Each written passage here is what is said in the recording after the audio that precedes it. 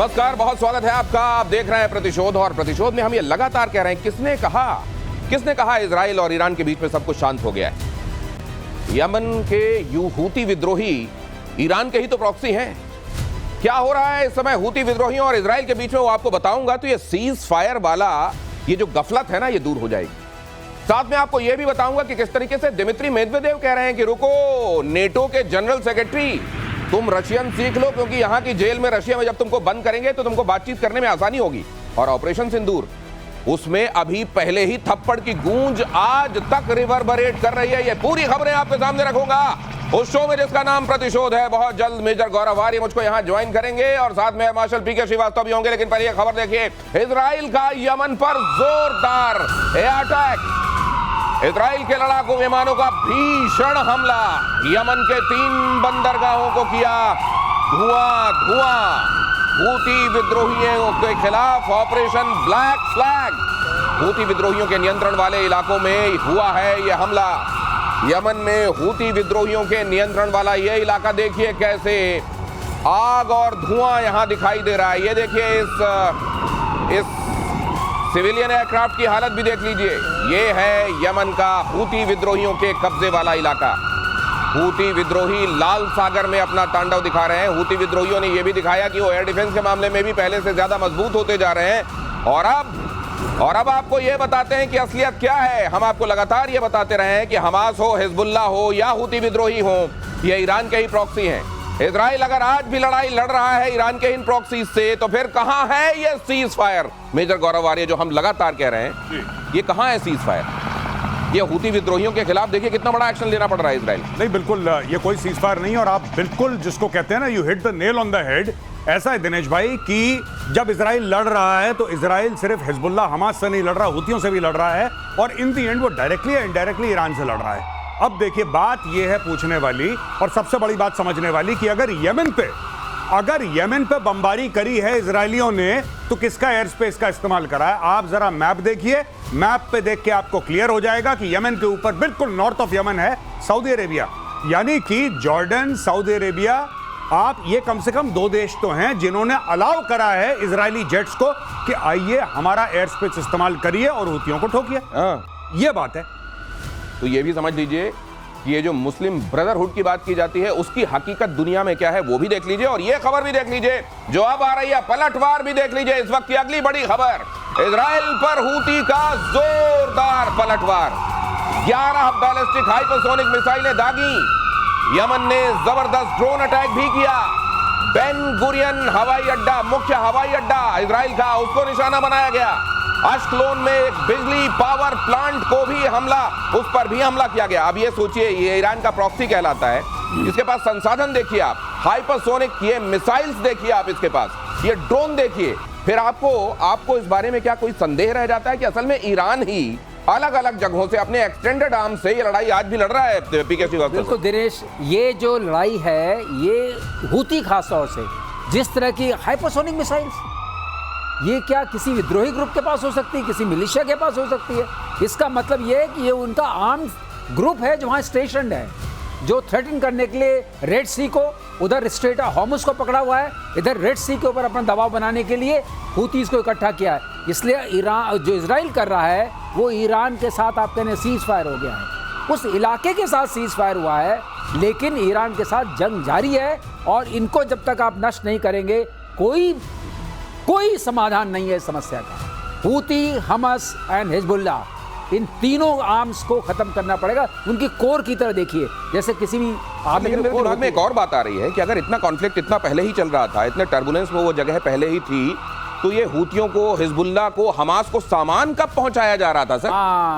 यही तो बात है। सामान जिस चोरी छिपे जा रहा था उसको काटा है, अभी काफी कुछ हद तक काटा है, लेकिन सामान तो पहले से पहुंचा हुआ है, उसका इस्तेमाल हो रहा है और रुक रुक के इस्तेमाल हो रहा है। तो ये इसके पीछे स्ट्रैटेजी सर, मेगा स्ट्रैटेजी आपको क्या दिखाई देती है? ये ईरान के साथ सीज फायर करा लो, लेकिन वहां इजराइल को लगातार फंसाई रहो ताकि उसकी ताकत, उसमें एट्रिशन लगातार होता रहे, और फिर कभी भी अपनी मिसाइलें और बढ़ाकर और अपना फिर से हमला बोल दो। नहीं, बिल्कुल देखिए, ईरान में वो काबिलियत नहीं है कि face to face 1-to-1 Israel के साथ लड़े। ये बात तय है। ठीक है, वो मिसाइल मार सकता है, हाइपरसोनिक मिसाइल। सर ने बहुत बढ़िया पॉइंट ये बोला कि एक विद्रोही ग्रुप के पास हाइपरसोनिक मिसाइल्स आई कब? आई कब? क्योंकि अभी तक तो हमें यह पता था कि मिसाइल फायर कर रहे हैं, अभी तक हमें यह पता था कि जैसे पुराने सोवियत स्कड मिसाइल थी उस टाइप की, आप उसको डम मिसाइल कह लीजिए 1 मिनट के लिए, दो that is not the correct word, but मैं आपको समझाने के लिए बोल रहा हूं, आप उसको डम मिसाइल कह लीजिए।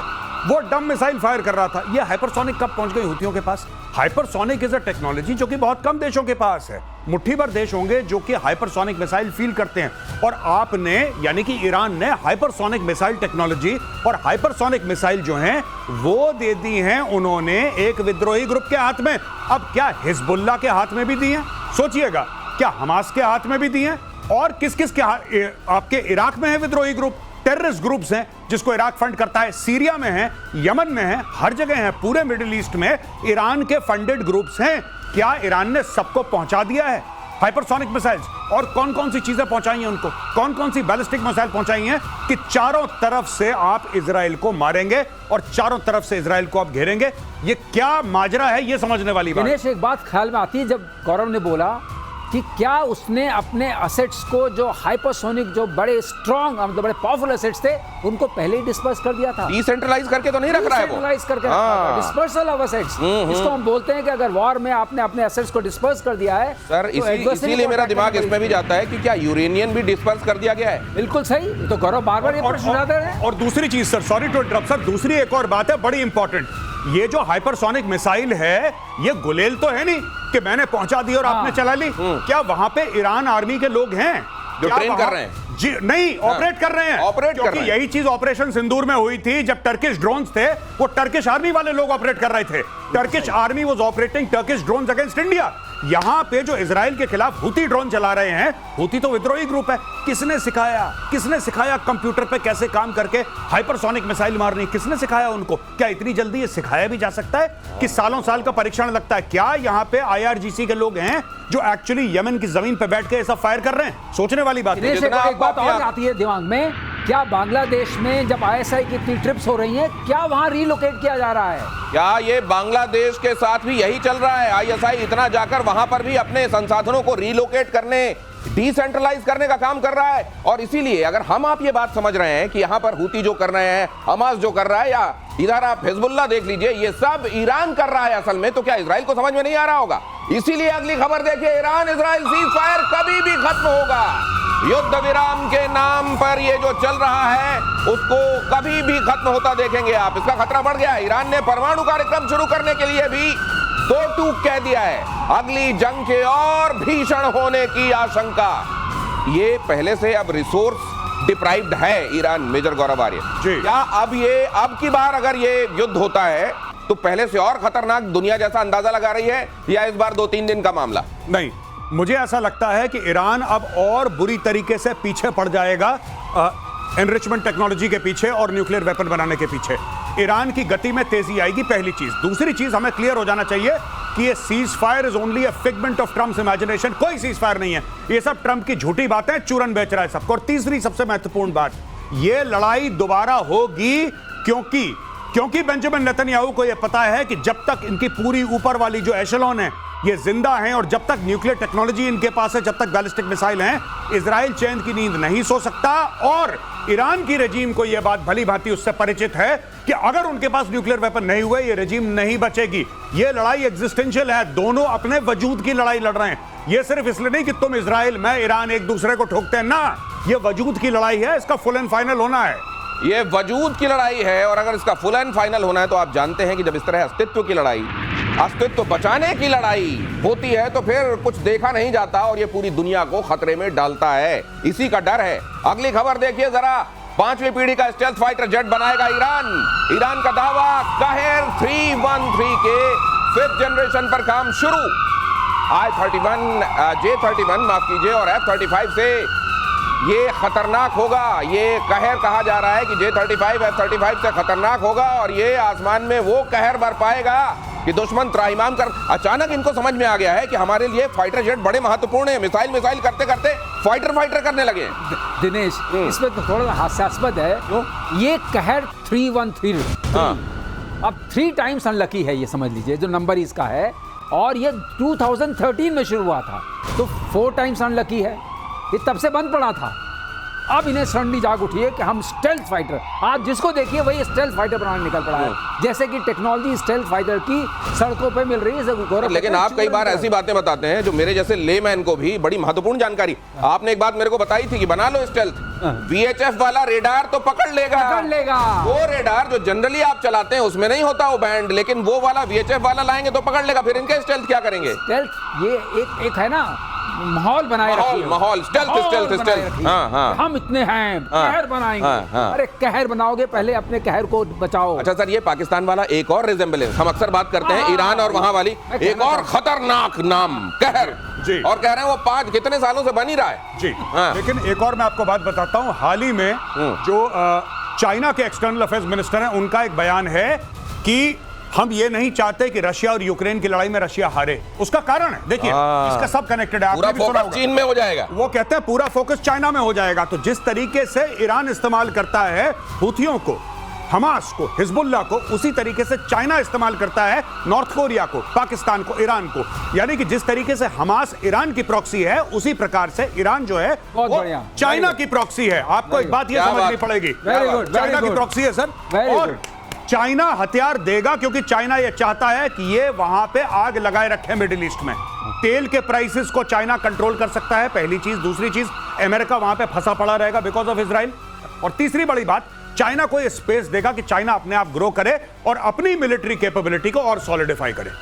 ये जिस तरह का एनालिसिस आपको यहां सुनने को मिलता है, मेरा दावा है कि एनालिसिस और इस तरीके का थ्रेडबेयर एनालिसिस कहीं नहीं मिल सकता। लोग करते हैं ना ओरिजिनल और डुप्लीकेट की बातें, अब आप समझ लीजिए ओरिजिनल कहां है। अगली खबर देखिए, इजराइल में ईरानी जासूसी नेटवर्क का खुलासा, 30 लोगों को जासूसी के आरोप में किया गया गिरफ्तार। टेलीग्राम ऐप के जरिए लोगों को फंसाया गया, पोस्टर लगाने, सरकार के खिलाफ लिखने के टास्क दिए गए। ये मतलब एजेंडा वाली लड़ाई भी जम के लड़ रहे थे जी। लेकिन दिक्कत यह है कि ना उधर कुछ कर पाए हैं ज्यादा, ना इधर कुछ पर कर पाए हैं ज्यादा। नहीं, देखिए कभी आपने ये देखा कि इजराइल में 30-50 गद्दार मिले? नहीं। आपको कभी रिपोर्ट आई है? ये यहाँ जेसीबी से लटका रहे हैं अब लोगों को। जेसीबी से, ये पहले टेलीफोन के खंबे से लटकाते थे, क्रेन से फिर आए, फिर अब जेसीबी पे आ गए। ये भी टेक्नोलॉजी के साथ, जैसे 5th जनरेशन का वही है जेसीबी। अब देखिए साहब, ये लोग क्या कर रहे हैं कि ये इतने ज्यादा लोग क्यों ईरानियन रजीम के खिलाफ काम कर रहे हैं ईरान में? इसलिए काम कर रहे हैं क्योंकि परेशान है लोग। ठीक है, सबसे बड़ी बात आपको ये समझनी चाहिए कि हर एक इंसान जो है, जो रजीम के खिलाफ काम कर रहा है, उसने ऐसा नहीं कि इजराइल से पैसे पकड़े हैं। कुछ लोग सचमुच बड़े परेशान और बड़े दुखी हैं, इसलिए उसके खिलाफ काम कर रहे हैं। और यहां पे विच हंट भी हो रहा है, यहां पे लोगों के अंदर एक खौफ पैदा करने की। देखो 30 लोग पकड़ लिए, अगली तुम्हारी बारी है, तुम देख लेना, तुम्हें छोड़ेंगे नहीं। और पब्लिकली जेसीबी से टांगने का क्या मतलब है? पब्लिकली जेसीबी से टांग रहे हैं, यानी कि आप पूरे माशरे में, पूरे मुल्क में आप एक मैसेज दे रहे हैं कि जिसने रजीम के खिलाफ बात करी, ईरान के खिलाफ नहीं, जिसने रजीम के खिलाफ बात करी, वो जेसीबी पे पाए जाए। दिनेश, जो आप कहते हैं, मैं एक चीज और पढ़ रहा हूं, अगर आप जेसीबी से लटका रहे हैं लोगों को और भय, खौफ फैला रहे हैं, इसका मतलब आपको ये भी खौफ है कि रजीम में चेंज होने वाला है। ये डेस्परेट अटेम्प्ट है। ये डेस्परेट अटेम्प्ट है। अंदर की बात कुछ और हो सकती है, बाहर निकल के बोलना, मॉर्निंग करना, वो सब ठीक है, लेकिन अंदर क्या हो रहा है? सर, लेकिन ये जो पूरा इलाका है, जिसको खित्ता कह लीजिए आप, जो उनकी लैंग्वेज में, यहाँ तो तरीका ही यही है, पत्थर मारना, यूं लटका देना। यही तो ये ह्यूमन राइट्स वाले बेसिकली लोग, इन्होंने खौफजदा ही कौम पैदा की है, उसी के सहारे चल रहा है सब। तो ये खौफ का ही कारोबार है ये पूरे इलाके में। मिडिल ईस्ट में अमेरिका के खिलाफ साजिश। अगली खबर, मिडिल ईस्ट में अमेरिका का दबदबा खत्म होगा। ईरान की एंट्री से अमेरिका मोसाद की नींद उड़ी। बंकर से बाहर आए आयतुल्लाह खामेनेई, परमाणु बम बनाने के मिशन को ग्रीन सिग्नल दिया। बड़े दिनों बाद बाहर आए हैं और कहा है अब बनाओ बम। पहले कहते थे हम शांतिपूर्ण इस्तेमाल करेंगे, अब इन्होंने गो अहेड कर दिया। लाइट दिखाई है, ग्रीन लाइट दिखा दी। ये ग्रीन लाइट साहब बड़े दिनों से दिखा रहे हैं ग्रीन लाइट। ये इनकी ग्रीन लाइट ऑफ कर दी थी इजराइल और अमेरिका ने मिलकर, अब दोबारा इन्होंने बेसिकली क्या है कि जब उन्होंने बोला कि आईएईए के जितने भी इंस्पेक्टर्स हैं बाहर निकलो, हम इस मुआहदे से अपने आप को पीछे खींच रहे हैं, अब हम इसका पार्ट नहीं है। बेटा साहब, बीच में रोक रहा हूं जी, क्योंकि मेरे मन में एक कौतूहल है कि अगर आपको मालूम था, जैसा आपने कहा कि हमें मालूम है कहां है खामेनेई जी, और आपको ये मालूम है कि यही सबसे बड़ा थ्रेट है जी, इनकी आइडियोलॉजी है एक्चुअली ये परमाणु हथियार बनवा रही है जी, तो आपने फिर इनको बनाए क्यों रखा हुआ है? या तो आपकी वो जो आपने दावा किया था वो झूठा था जी, और या फिर आप थ्रेट कहते तो हैं लेकिन थ्रेट को बने रहना देना चाहते हैं जी। क्योंकि इसमें बहुत समय से नेतन्याहू, देखिए इजरायली जो है अमेरिकन पे डिपेंडेंट हैं जी। और 20 साल से नेतन्याहू एक ही बात कह रहा है कि इनको निपटाओ, इनके न्यूक्लियर प्रोग्राम पे बम मारो, ये करो वो करो, दुनिया भर की चीजें। नेतन्याहू पहली बार नहीं, नेतन्याहू जब भी अमेरिका जाता था, जब भी मिलता था या अमेरिकन वहां पे आते थे इजराइल में, नेतन्याहू का एक एजेंडा था कि ईरान के ऊपर बम मारो। और नेतन्याहू कब से बोल रहा है, अब जाके वो चीज थोड़ी बहुत पूरी हुई है। क्या आप ये कह रहे हैं कि नेतन्याहू तो मारना चाहते थे, ईरान ने अमेरिका ने हाथ पकड़ लिया? मैं वही कहना चाह रहा हूं। दिनेश एक बात कहूं, जैसे आपकी सरलीकरण वाली भाषा में, कि ये पिक्चर अभी बाकी है। ये पिक्चर जो इंटरमिशन हुआ है कि क्या है? ये आपने विलेन को मार दिया, पिक्चर कैसे चलेगी? ये भी बात है। ऊपर से सामान भी बेचना है, सामान बेचना है, मेन है ट्रेड डील। जी वहाँ खतरा बढ़ेगा। आप देखिए सबने 5% कर दिया, इधर भी सामान खरीदा जा रहा है। ये गजब का एनालिसिस ये भी देखिए। इसीलिए आप बयानों में अंतर देखिए।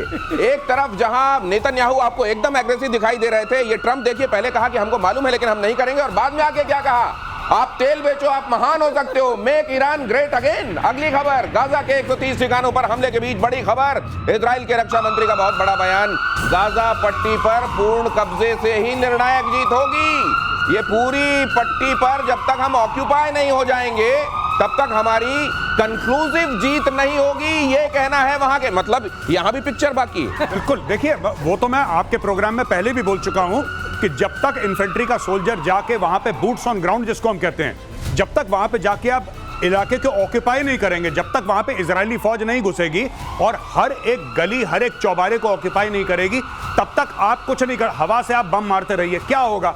मलबा हो जाएगा ना पूरा शहर। उसके बाद क्या होगा? लोग अंडरग्राउंड चले जाएंगे।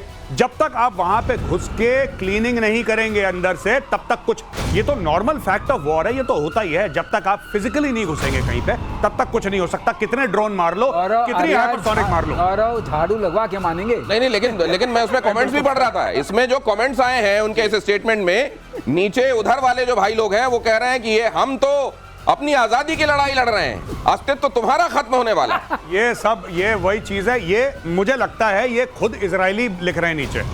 क्या होता है कि ये फॉल्स फ्लैग, इजरायली कह रहे हैं हम तुम्हें मार देंगे, हम तुम्हें मार देंगे। वो पता लगा वहां पे गुस्सा हो गया, उसने बम मारा। लिखने वाला वहीं कहीं बैठा था बगल में। तो मुझे लगता है, और मैं आईडीएफ को कह रहा हूं ऑल द वेरी बेस्ट, ठोको इनको जितना ठोक सकते हो, make it into a parking lot. बहुत बढ़िया बात है, इससे ट्रम्प को भी सुकून रहेगा। नहीं, लेकिन यही तो, यहाँ भी आके हाथ पकड़ लेंगे वो चाचा, ए नोबल चाहिए मेरे को, रुक जाओ, हाथ पकड़ लेते हैं, अभी यहाँ समतल मत करो। चाचा को बताने के लिए देखिए ये लिखा जा रहा है, हमें मारने की तैयारी हो रही है, इसलिए हमने मारा। नहीं, लेकिन ट्रम्प यहाँ हमास वाले मामले में हाथ पकड़ लेंगे एक जगह जाके, यहाँ पे नहीं सुनेंगे नेतन्याहू। नहीं पकड़ रहे हैं, नहीं पकड़ पाएंगे क्या? नहीं पकड़ पाएंगे। नेतन्याहू सुन नहीं रहे हैं। अच्छा, क्योंकि मामला बिल्कुल आर पार वाला है। अगर वहां वो घुस गए, अभी उन्होंने सफाई नहीं की, बाद में सफाई करना, लॉन मोवर चलाना बड़ा मुश्किल हो जाएगा। घास तो छीलनी पड़ेगी। नहीं तो ये जो आप कहते हैं बार बार कि घास को काटना बड़ा जरूरी होता है, यहाँ तो घास की गलती भी है जी। अब ये गलती भी है तो टाइम कितना लगने वाला है? टाइम इसमें बहुत लगेगा। जब आप देखिए इजरायली फोर्सेस जब जाएंगी तो एक एक गली मोहल्ले करके पूरे गाजा पट्टी को क्लियर करना। सुरंग एक चीज है। जब आप फिजिकली ऑन ग्राउंड ऑपरेशन करते हैं तो मूवमेंट स्लो होती है। वहां पे आईडी मिलेंगे, वहां पे स्नाइपर मिलेंगे, वहां पे एम्बुश मिलेंगे, वहां पे हमास और हिजबुल्लाह की फौज मिलेगी, छोटी छोटी टुकड़ियां मिलेंगी, वहां पे उनको एम्बुश करा जाएगा, घेरा जाएगा, एक एक करके गली मोहल्ले करके। अगर आप ग्राउंड ऑपरेशन करते हैं तो मान के चलिए सालों लग सकते हैं। It can take years to clean out Gaza, it can take years. तो ये अगर दूसरे तरीके से देखा जाए और उस थ्योरी पर भी भरोसा किया जाए कि बेंजामिन नेतन्याहू इसलिए भी ये कर रहे हैं ताकि वो अपनी कुर्सी पर बने रहें, तो ईयर्स लगना उनको भी सूट करता है। एक इसमें और पॉइंट है, ट्रम्प भी तो कह रहे हैं रेवरेरा बन जाए वहां पर, उनका भी इंटरेस्ट है वहां पर, वो नहीं बातचीत कर रहे हैं। राइट, वो मामला ठीक है। अब जरा इधर वाले फ्रंट पर देख लीजिए, बिलावल पर भड़का हाफिज का बेटा तलहा ने कहा बिलावल ने पाकिस्तान की बेइज्जती कराई। बिलावल सच्चा मुसलमान नहीं, लो सर्टिफिकेट मिल गया। बिलावल सच्चा मुसलमान नहीं। दरअसल बिलावल ने 2 दिन पहले कहा था पाकिस्तान हाफिज सईद और मसूद अजहर को भारत को सौंपने के लिए तैयार है, बशर्ते भारत इस प्रोसेस में सहयोग करे। इसके बाद कल ही बिलावल के घर पर हमला भी हुआ था। ये देखिए साहब, देखिए सीधी सी बात है, पाकिस्तान जो है 2 हाथी पालता है, एक जिसके खाने के दांत होते हैं, एक जिसके दिखाने के दांत होते हैं। अब देखिए पाकिस्तान के हाथ, दोनों हाथ में लड्डू है। आपने बिलावल को बोल दिया कि हम हाफिज सईद और मसूद अजहर को इंडिया को दे देंगे। इंडिया को सिग्नल मिल गया कि अगर आप ये करोगे तो आपको वो मिल जाएगा। ठीक है, क्लियर है। अगर कल इंडिया से पॉजिटिव कोई डायरेक्शन नहीं आता, इंडिया से कोई पॉजिटिव स्टेटमेंट नहीं आता, तो पाकिस्तानी ये कहेगा मैं तो मजाक कर दिया था कि भैया है कौन बिलावल? बिलावल कोई मंत्री है, कोई संतरी है कौन बिलावल? बिलावल कौन सी कुर्सी पे बैठा विराजमान है वहां पे? बिलावल तो कोई नहीं है। हाँ ठीक है, उसका बाप राष्ट्रपति अलग चीज है, लेकिन बिलावल अपने आप में कौन सी अथॉरिटी बिलावल रखता है? तो इस तरीके की कार्रवाई पाकिस्तानी लोग करते हैं, पाकिस्तानी एस्टैब्लिशमेंट करती है। किसी से कुछ कहलवा दिया, अगर हो गया तो ठीक है, वरना यार ये तो उसने अपनी यहां पे पॉलिटिकल पार्टीज नहीं कहती। नहीं, वैसे मेरे को एक बात समझाइए, ये पूरी स्क्रिप्टेड है मामला कि बिलावल ये कहेगा उसके बाद हम ये कहेंगे? 100%। देखिए बात ये है ना कि इसमें पाकिस्तान की इंटरनल पॉलिटिक्स भी है। बिलावल चाहता है कि सिंध में उसकी मुट्ठी मजबूत हो, बिलावल चाहता है वो प्रधानमंत्री बने देश का। अब बिलावल चाहता है प्रधानमंत्री बने, लेकिन आशीर्वाद फिलहाल शहबाज शरीफ को है। जब शहबाज शरीफ को हटाया जाएगा तो पर्चा किसके नाम पे कटेगा? इमरान खान के तो नाम पे कटेगा नहीं। और कौन सी पॉलिटिकल पार्टीज हैं, कौन से लोग हैं पाकिस्तान में जो कि वायबल ऑल्टरनेटिव है? इमरान खान जेल में है, शहबाज शरीफ को निकालेंगे तो शहबाज शरीफ तो बनेगा नहीं। तीसरा उसकी जगह कौन बनेगा, ये अपनी पर्ची फिट कर रहा है बिलावल। लेकिन पर्ची फिट करने के मामले में मजाक में कहीं खेल तो नहीं हो जाएगा बिलावल के साथ? वही कह रहा हूं, बड़बोला होना कभी कोई काम नहीं आता। आप वो बोल रहे हैं जिसको बोलने का अधिकार नहीं है आपको, लेकिन आप बोल रहे हैं। तो आपने देखा ही था, और वो भी सीधे मसूद और हाफिज के बारे में बोल रहे हैं। अरे आपने देखा था एटम बम के बारे में, वहाँ के जेल मंत्री, रेल मंत्री, तेल मंत्री सब बोल रहे थे।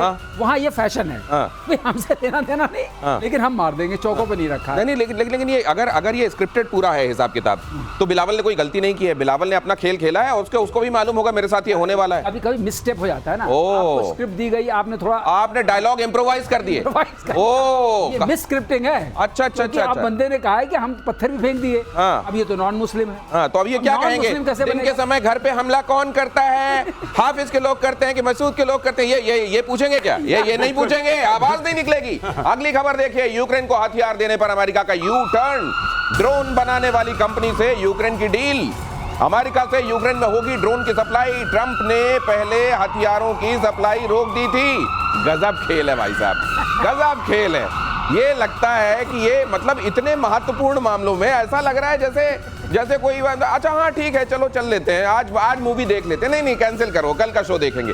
ये तो मैंने इससे ज्यादा ट्रंप ऐसे करता है दिनेश भाई, हाथ बढ़ाइए हाथ मिलाने के लिए। हाँ ऐसे हाथ बढ़ाइए। हाँ ये चल रहा है ट्रंप का। और जब आप फाइनली ऐसे कर लेंगे तो ऐसा करके ये गजब है। ये पिछले 15 दिन में ट्रंप ने 15 दिन में 3 बार इसको हथियार दिए और वो हथियार वापस लिए हैं। ये पिछले 15 दिन में ट्रंप कर चुका। अच्छा ये दे देंगे, अरे छोड़ो अच्छा कल बात करते हैं, अच्छा ले ही लो, हाँ सर मैं आ रहा हूं लेने, अरे हटो पीछे हटो। ये करता रहता है ट्रंप भी वहां पे खेल रहा है, ट्रंप खेल रहा है इसके साथ, ज़ेलेंस्की के साथ। नहीं ये बहुत बड़ा खेल है। ट्रंप ने बात की, इनके हाथ में तो वो भी कोई फूल नहीं दिखाई देता जिसकी पंखुड़ी लव यू नॉट वाला, ये वो भी नहीं दिखाई देता। ऐसा है। इसने पुतिन से बात की, इसने कहा पुतिन डजंट नो एनीथिंग। अब पुतिन से नाराज चल रहा है, उसने कहा लो तुम वो ड्रोन ले। अब पुतिन से फिर बात कर ली, खुश हो गया, बोला ड्रोन वापस। अभी ड्रोन बेचारा निकला से आना जाना लगा हुआ है, यही चलता है। मुझे ये लगता है कि अपने बच्चों की अब सबकी शादियां वादियां पता नहीं, अब पढ़ना पड़ेगा कि इन्होंने निपटा लिया कि नहीं, वरना जहां ये संबंध करके आते अगले दिन कहते हैं हाँ नहीं यार हमने मन बदल दिया, फिर नहीं हम ये जारी है कार्ड छपो आप, कार्ड ये वहां कार्ड बैंड 12 हो जाता है, ये पहुंचते नहीं वहां बारात लेके। ये क्या करते कि वेडिंग कार्ड में लिखते हैं अमित की जगह सुमित लिखो, कहानी खत्म, आगे बढ़ाओ। छोटे वाले से कराओ, छोटे वाले से कराओ। नहीं साहब चेहरा तो उसका दिखाया था, नहीं कोई बात नहीं, अच्छा चलो ठीक है सबसे बड़े वाले से करा देते हैं। ये हाल है इनका। ब्रिक्स देशों को ट्रंप ने दी धमकी। ट्रंप ने क्या कहा जरा देखिए, अमेरिका विरोधी देशों पर एक्स्ट्रा टैरिफ लगाएंगे। लीजिए, ब्रिक्स समिट में ईरान पर अमेरिका और इजरायली हमले की निंदा की गई, जिसके बाद डोनाल्ड ट्रंप भड़क गए। चीन ने किया अमेरिका पर पलटवार, कहा ब्रिक्स टकराव के लिए नहीं है और किसी अन्य देश को निशाना नहीं बनाता। अब ये तो हवा से भी लड़ जाएं, इनको हर जगह डील दिखाई देती है, लड़ाई दिखाई देती है, अब इनको ब्रिक्स से खतरा दिखाई देने लगा है। ब्रिक्स से खतरा दिखाई देने लगा और इन्होंने धमकी दे दी है। लेकिन एक और रिपोर्ट आई है जो कि खुफिया रिपोर्ट है अननेम्ड सोर्सेस की, जिसको मेन स्ट्रीम मीडिया ने कवर करा है। वो ये कहता है कि एक व्हाइट हाउस का इंसाइडर, जिसका नाम नहीं ले गया, जो कि एनोनिमस सोर्स बताया, और मेन स्ट्रीम मीडिया में भारत में खूब चल रही है खबर ये आज, कि भाई उसने बोला है ट्रंप झूठ बोल रहा है टैरिफ वैरिफ के बारे में, ये सब धमकाता है, ये माहौल बना रहा है, क्योंकि उसको पता है कि उसकी प्रेसिडेंसी का सबसे बड़ा तुरुप का जो इक्का है ये टैरिफ है। ये टैरिफ करके पूरी दुनिया में टैरिफ खेलना, इसमें करना रखना कुछ नहीं है। ये असल में ब्राजील वहां पे ब्रिक्स वाले मामले में सुना अंदर ये बात भी हो गई ये जो डॉलर वाले सिस्टम में पूरी दुनिया को जकड़ रखा है, इससे बाहर निकला जाए। हाँ नहीं सुनिए, आप बताते हैं। हाँ। ये चौथी धमकी है ब्रिक्स को। अच्छा। पहली में 100% टैक्स लग रहा था, अच्छा। टैरिफ। अच्छा। दूसरी में 150 लगा। अच्छा। तीसरी में फिर 100 लगा। ओ, अब की वाले में 10% की। 10%। मोदी जी ने बोला ठीक ठीक लगाओ भैया, ठीक ठीक लगाओ, ठीक ठीक लगाओ। क्या ये 150 150 ये धमकियों का अच्छा, चलो 10 में मान ले, 10 में मान लेते हैं। 150 से 10। हाँ, हैं? तो आप देखिए ऐसा है कि एक तरीके से रियायत दी है, धमकी के फॉर्म में दी है, ब्रिक्स को रियायत दी है। नहीं तो अगर 2 दिन में 150 से 10 पे आ सकते हैं तो 6-7 दिन होते होते। ये मामला दिसंबर से शुरू हुआ था, अभी हम जुलाई में पहुंचे अच्छा हैं। अच्छा। ये मतलब ठीक है, मतलब साल भर में पुरानी जगह वापस आ जाता है हो मामला। जाएगा। अगली खबर देखिए, भारत को इजराइल का बहुत बड़ा ऑफर, 6th जनरेशन मिसाइल का ऑफर दिया गया। हवा से हवा में मार करने वाली मिसाइल स्काई स्टिंग, जो चाइना की PL-15 है उसकी तुलना में ज्यादा विध्वंसक मिसाइल। ये कौन सी मिसाइल है सर? स्काई टिंग एक स्टिंग, हाँ। नई मिसाइल भाई, जब वो 6th जनरेशन बोलते हैं। आसमानी डंक। हाँ, आसमानी डंक। हाँ। उसका मतलब ये है ये मिसाइल दिखेगी नहीं, वो दिखेगी ही नहीं है। दिखेगी नहीं, रडार को नहीं दिखेगी। इसका आयर सिग्नेचर ऐसा होगा आपको विजिबल नहीं होगा, क्योंकि अच्छा। एक बार ऊपर जाएगी और ग्रेविटेशनल फोर्स से नीचे आएगी, ओके। तो उसकी स्पीड बहुत ज्यादा होगी, लेकिन कोई आयर सिग्नेचर नहीं है।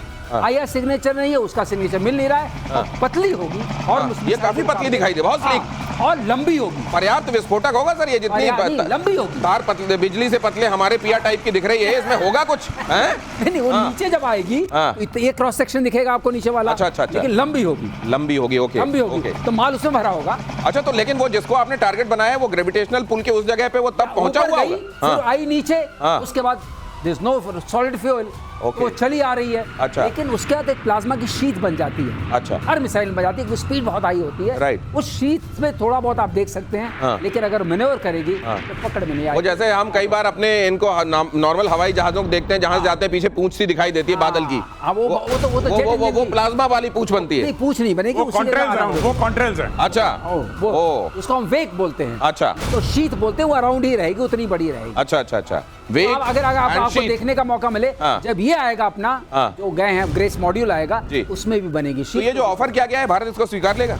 अब ये बात तो खरीदना पड़ेगा इसको? नहीं, सुनिए, है हम ना? तो हर चीज खरीदते हैं। हाँ। हम भीख में तो कुछ लेते हाँ, हैं। राइट। हम भीख में कुछ लेते हैं। राइट। खरीदने की बात तब होगी, हमें इजराइल इसलिए विश्वास है, हाँ। इजराइल टेक्नोलॉजी शेयर कर लेता है। हाँ। अगर टेक्नोलॉजी शेयर करता है और इसका लोकलाइज प्रोडक्शन होता है पैराडाइमिक्स लिमिटेड में, तब हम जरूर इसमें इंटरेस्टेड होंगे, क्योंकि तब क्या होगा कि हम टेक्नोलॉजी जंप ले सकते हैं। ओके। और हम उसको बनाएं। जियो लोकेट करना बहुत जरूरी है प्रोडक्शन को। ओके हाँ। ओके, ये बात महत्वपूर्ण, जियो लोकेशन क्यों जरूरी है, प्रोडक्शन का, टेक्नोलॉजी क्यों आवश्यक है, समझिए एक्सपर्ट्स आपको बता रहे हैं। और रेडार सिस्टम में भारत का एक और कीर्तिमान, DRDO ने एक गजब का रेडार बनाया है, multi static radar network. Stealth विमानों को भी पकड़ने में सक्षम है ये मल्टी स्टैटिक रेडार टेक्नोलॉजी से लैस।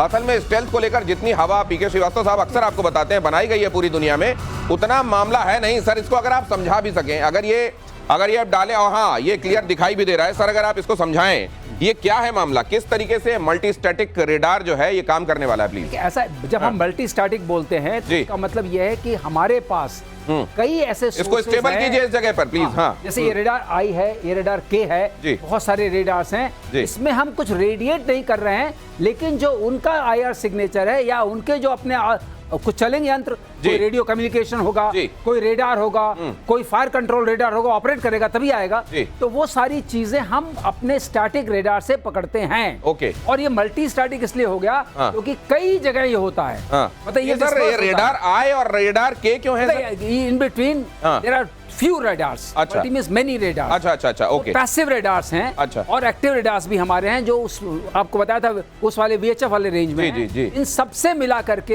हाँ। हमें एक पिक्चर मिलती है थ्रू आकाश तीर और IACCS। ओके। कि ये थ्रेट कहां से आ रहा है, जो स्टेल्थ वाला। तो क्या सर ये वाकई गेम चेंजर होने वाला है ये game स्टेल्थ changer- को पकड़ने के मामले में? बहुत हाँ? आप ये जो दिखा रहे हैं, ये लोब्स है रेडार्स के। अच्छा, ये अच्छा, लोब्स अच्छा। बोलते हैं तो इनको। ये जो ऐसे दिखाया हुआ है, हाँ। ये बीम है, रेडार ओके। बीम है। तो वो जो VHF वाला पकड़ है और ये वाली पकड़ है, दोनों VHF वाले पकड़ में एक खामी है।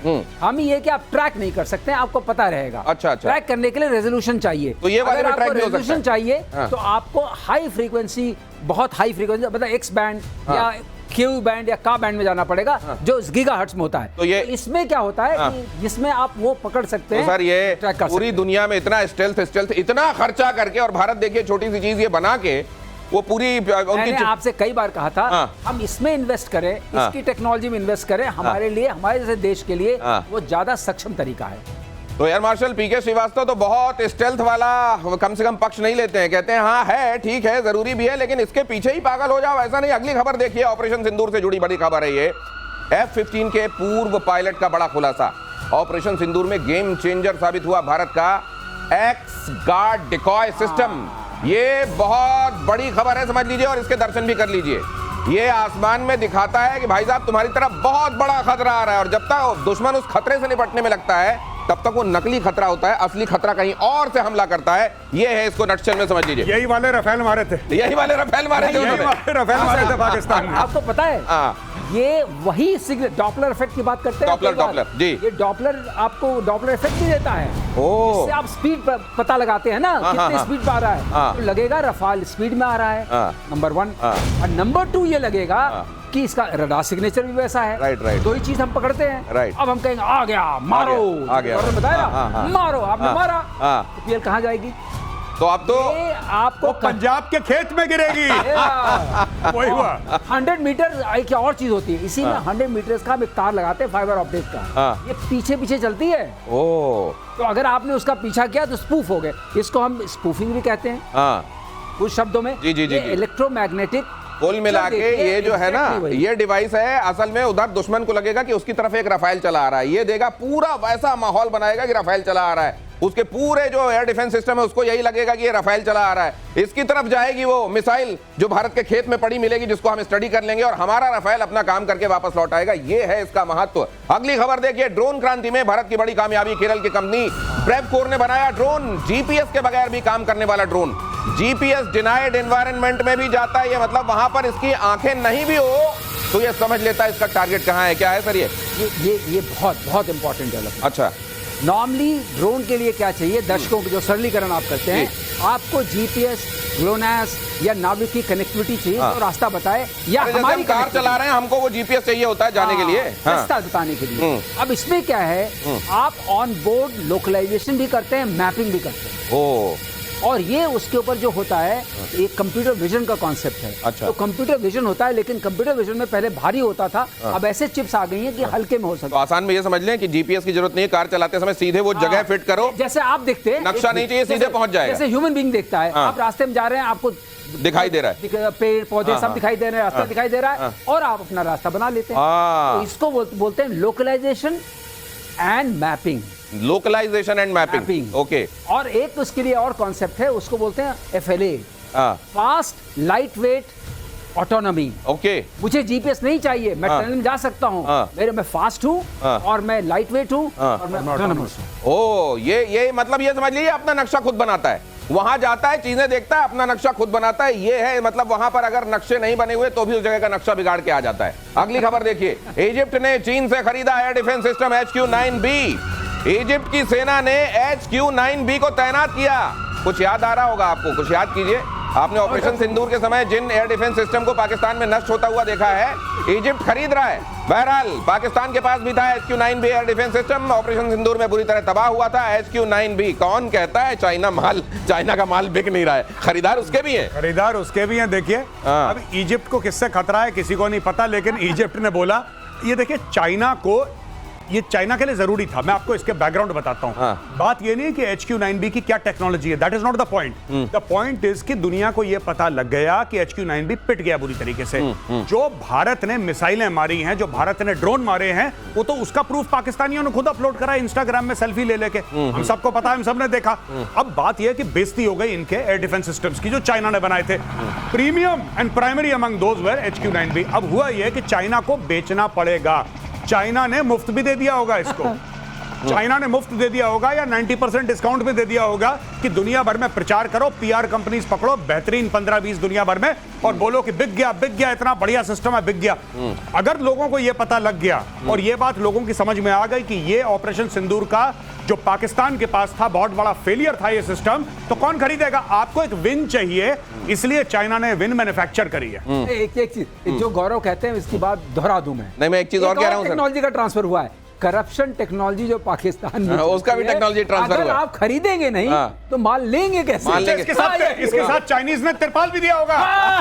ढक लेना। मिसाइल गिरती है, ढक देना, ढक देना इसको। ढक देना, देखिए, देखिए, तिरपाल। एक चीज मुझे और लग रही है कि इसको बेचते हुए चाइना ने निश्चित रूप से इजिप्ट को ये कहा होगा यार उनको दिया था, उनको चलाते नहीं आया, आप लोग बेहतर कौम हो यार, आप बेहतर चलाओगे। और जब इनका भी हो जाएगा तो उसके बाद जब तीसरे के पास जाएंगे, यार इन दोनों को क्या बताएं, इनसे आप इनको बहुत समझाया सिखाया लेकिन अंत आप खरीद लो। इस तरीके से ये चाइना का कबाड़ दिया जाता रहेगा और पिटने पर यह भी कहा जाता रहेगा हम एक्सपोर्ट वाला माल था, वो हमारा जो ओरिजिनल माल है उसकी बात कीजिए, उसके बारे में लगा देंगे उसके आगे, ई लगा के उसमें अपना हिसाब किताब फिक्स कर लेंगे। और चीन में शी जिनपिंग की तख्ता पलट की अटकलें तेज हो गई हैं इन्हीं लक्षणों में, यही जो लक्षण है ना, इसमें तख्ता पलट की अटकलें तेज हो गई हैं। 12 साल में पहली बार ब्रिक्स से गायब रहे चीनी राष्ट्रपति, शी का कोई उत्तराधिकारी संभाल सकता है कमान। 3 जून को हुई थी सीपीसी की बैठक और उसके बाद ये मिले संकेत कि अब शी जिनपिंग का टाइम ठीक नहीं चल रहा है। और इसलिए मेजर गौरव आर्य कह रहे हैं कि अब वो अपने घर के बाहर जब झगड़ा, घर के अंदर झगड़ा होने लगे ना, तो ये बताओ अरे बाहर से बहुत बड़ा आक्रमण होने वाला है तो घर में शांति हो जाती है। इसीलिए एक्सटर्नलाइजेशन ऑफ थ्रेट करने में लगे हुए हैं, इसीलिए ताइवान को धमकाते रहते हैं। और इसीलिए डर ये है सर,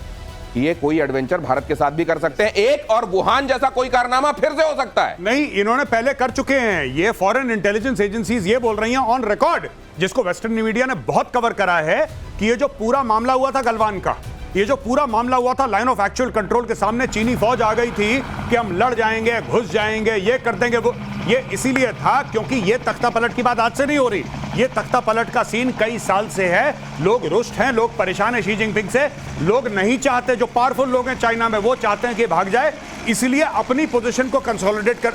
अभी हाल फिलहाल में इसने हफ्ता 10 दिन पहले 4-5 अपने जनरल्स को गायब कर दिया शी जिनपिंग ने। जब शी जिनपिंग को यह पता लगा कि ये उतने वफादार नहीं है जितना मैं समझता था, इसने गायब कर दिया। अब ये सब चाइना में पावर गेम चल रहा है। तो जो आपने गलवान में देखा, जो गलवान में हुआ, ये सब शी जिनपिंग ने जानबूझ के कराया अपनी गद्दी संभालने के लिए। तो ये अगर मान लीजिए तख्ता पलट की ये कई सालों से चल रही कोशिश है तो क्या ये उन्वान पे पहुंच रही है या बचा ले जाएंगे इस बार? एक चीज हो गई गड़बड़ अभी, हू जिनताओ जिनको इन्होंने ऐसे निकाला था, बड़ी बेइज्जती की थी, बड़ी बेइज्जती के साथ, उनके एक लॉयल हैं जो अब first vice president of CMC हैं, चेयरमैन ऑफ मिलिट्री कमीशन, अब केक वॉक नहीं है इनके लिए, उनका नाम है शांग उक्सुयू।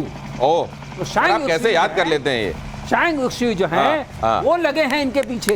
अच्छा। बाकी सब सत्ता हाथ में है, बाकी लॉयलिस्ट हैं। इनके यहाँ एक झंजियांग ग्रुप है, अच्छा, जो इनके साथ रहता है। अच्छा, वो बड़ा पावरफुल है। उन्होंने अपनी देश को पकड़ा हुआ है, इकोनॉमी को पकड़ा हुआ है, और ये सोचते थे मिलिट्री को, अभी मिलिट्री के 2 बंदे निकाले, ठीक है, तब से मामला जरा और गरमाया है। तो ये समझ लीजिए ये है पूरी कहानी। और ये नाम भी अगर आपको अभी 2-3 बार आप सुनिए आपको भी याद हो जाएंगे। मैं भी अब इसको कंटेस्ट करने में आज से लग गया हूं। यह बड़ा खतरनाक मामला होने वाला है शी जिनपिंग के लिए। उनका ये जो तख्त ताज था, ये तख्त जो था अब पलटकर तख्ता बनने वाला है। ये बहुत जल्दी होता हुआ देखेंगे। हालांकि इससे दुनिया के लिए चिंता वाली बातें भी हैं, उस पर भी डिस्कस करेंगे। लेकिन आज प्रतिशोध में इतना ही। धन्यवाद sir, thank you so much, जय हिंद सर।